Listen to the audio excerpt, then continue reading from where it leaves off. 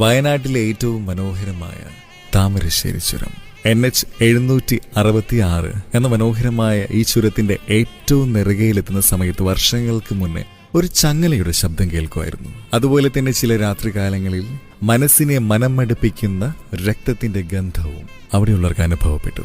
ആ സമയത്ത് ആരുടെയോ സാന്നിധ്യം അവരവിടെ തിരിച്ചറിഞ്ഞു.